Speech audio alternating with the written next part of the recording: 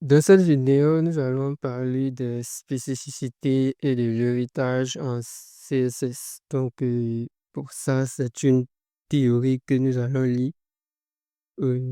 Ça vient des moteurs de recherche. Donc, la spécificité et l'héritage des mécanismes, sont des mécanismes fondamentaux dans le domaine du développement web, en particulier dans le cadre de CSS. La spécificité décrit comment le navigateur choisit la règle CSS qui devrait s'appliquer à un élément donné en tenant compte de l'ordre et de la spécificité des sélecteurs utilisés.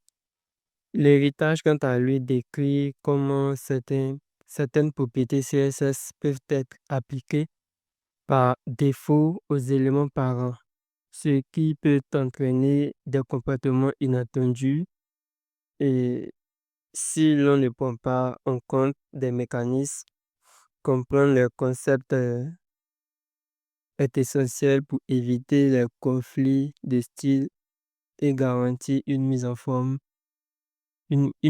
cohérente. Voilà. Donc, c'était mieux que je rajoute un CSS pour avoir les mêmes informations. Bon, là, je prends les informations au niveau de copilote pour, pour vous expliquer certaines choses sur les spécificités et l'héritage. Donc, voilà, la spécificité détermine la règle CSS est appliquée lors d'une, lors d'un même élément, lorsqu'un même élément est ciblé par plusieurs sélecteurs. Par exemple, on a une div qui est là. On a une div qui est là. On a le menu aussi qui est là. On a un élément actif, un élément CSS. Donc, au niveau de la spécificité, on peut définir par exemple que on va sélectionner à la fois le paragraphe et le H1. Et lorsqu'on décide de sélectionner le paragraphe et le H1, donc il y a un certain poids qui est là, qui est très important, qui va permettre quand même de mettre l'accent là-dessus. On peut aussi décider aussi de sélectionner un élément secondaire tel que un ID, un identifiant, un élément de classe et un élément de balise.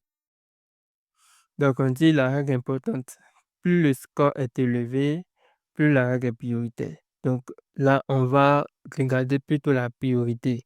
Donc on va passer maintenant au niveau du code source. Donc on va prendre un exemple, par exemple, bon, je vais devoir créer un autre document. Par exemple, là, je vais mettre document 2 pour HTML. OK. Là, je vais mettre une autre balise. Ici, on va mettre document 2. Voilà. Link 2.css slash CSS style 2. Voilà. Donc ici, on aura H1, titre H1. Et puis là, on aura le paragraphe. Ou bien même à l'intérieur, même on va mettre d'abord dans une div. Voilà, donc je mets div dièse sec. Bon, on va mettre container comme ça. Voilà, donc au niveau du paragraphe, je vais mettre un test de remplissage rapidement pour aller vite. Et puis ici, par exemple, là je vais mettre nav, nav UL li. Ok, donc on va mettre HTML, CSS et JS et PHP, Go. Voilà. Bon, là, je vais rajouter MySQL et PostgreSQL. Ok. Voilà. Toc, toc, toc. Voilà. exécuter, normalement, il est surtout dans CSS tuto document 2. OK. Donc, voici cet élément-là. Donc, au niveau des spécificités, donc voici l'élément qui est là. Donc, je vais définir, bon, il faut que je crée le fichier CSS, donc je fais style 2.css. Donc, on aura un container, donc dièse, container par exemple. Et puis, je vais changer la couleur du texte. Donc là, je vais changer la couleur du texte. Je vais mettre du marron. Donc, au niveau du conteneur, là, je viens de changer la couleur du texte. J'ai tout mis. Vous voyez que tout est en marron. Voilà, tout est en marron. Et puis, on va essayer de changer aussi le body. Body. Ici, body, je vais changer le background du body. Je vais mettre ça en noir. Voilà, donc là, normalement, tout en marron. Maintenant, je peux décider, par exemple, que le titre, là, uniquement soit en blanc, tu vois. Donc, par contre, en termes d'hiérarchie, si vous voyez que si je décide, par exemple, de mettre ça ici, je vais mettre le titre H1. Quand je vais mettre le titre H1, je vais mettre color white. Donc, je vais vous mettre ça en blanc et vous allez voir un truc, vous allez voir que le texte, par exemple, H1 là, sera pas en blanc. Bon, là, il est en blanc, par exemple. Pourtant, ici, on me, ici, je l'ai mis carrément en marron et ici, il va sortir en blanc. Donc, c'est par rapport à la hiérarchie. Donc, lorsqu'on va inspecter le code source, normalement, quand je fais inspecter le code source, normalement, c'est vrai qu'il y a le titre qui est là, mais il y a le container qui est là. Ici, on a le H1 color white et ici, on a le container color brown. Mais malgré que normalement, le dernier élément, c'est la couleur marron qu'on a renseigné, mais vous pouvez remarquer que il est quand même en blanc. Il est quand même en blanc. Donc, si je décide,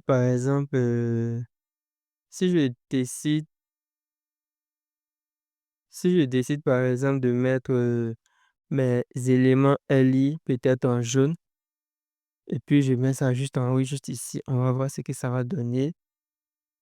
Mes éléments LI, donc je mets la couleur en yellow, qui veut dire jaune. Lorsque je vais actualiser, vous voyez que c'est venu en jaune. Pourtant, on peut se dire que normalement, c'est pas logique parce que l'élément container là, j'ai décidé de mettre ça en marron, mais pourtant, normalement, qu'il va mettre. Par contre, si je décide, par exemple, regarde, je vais mettre l'élément LI comme ça. Juste après, je l'ai mis en jaune, mais après, je vais venir le mettre en bleu.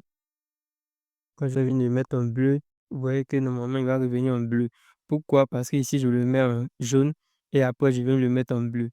Donc, on peut se dire, mais c'est pas normal. Ici, je l'ai mis en jaune et après, j'ai décidé de mettre tous les éléments en marron. Mais comment ça se fait que dans l'élément LI, c'est vrai qu'il y a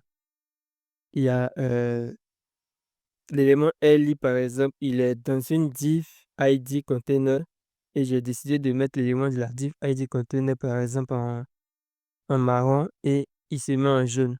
Pourquoi? Parce que il s'agit de la hiérarchie des différents composants. Parce que ici, j'ai mis tout le bloc dans une div et j'ai décidé de l'identifier. Mais là, j'ai décidé d'identifier uniquement le LI. Tu vois? Donc là, c'est l'élément direct. C'est un peu, tu vois? OK. Donc, c'est par rapport au poids, spécificité et héritage. Voilà. Donc, par défaut, vu qu'ici, au niveau du paragraphe, je n'ai rien spécifié, donc automatiquement, il va prendre la valeur de toute la div. Donc, c'est un peu ça l'héritage. Donc quand je vais définir par exemple au niveau du paragraphe, je peux définir les propriétés CSS que je voudrais.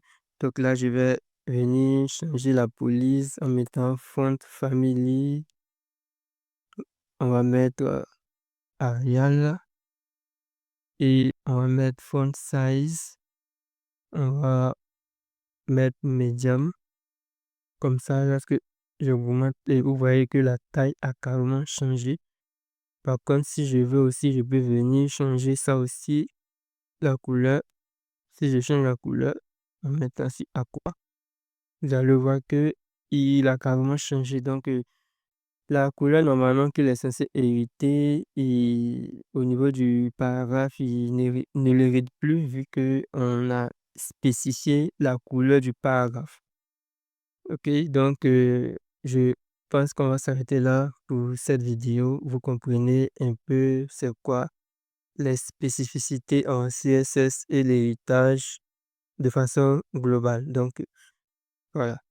Par contre aussi, au niveau du paragraphe aussi, je peux utiliser la propriété inherited pour dire que je veux qu'il hérite de la couleur par défaut. Donc en mettant inherited directement. Donc en mettant ça, vous allez voir que voilà, il va hériter du marron que j'avais déjà spécifié.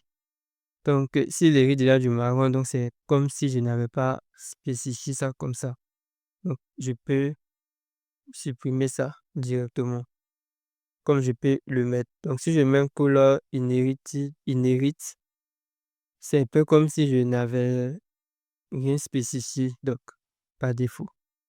Voilà. Donc, je crois qu'on va s'arrêter là pour cette vidéo et merci de continuer à suivre cette formation sur CSS et lorsqu'on finira cette formation, je pense qu'on va attaquer directement le langage Go.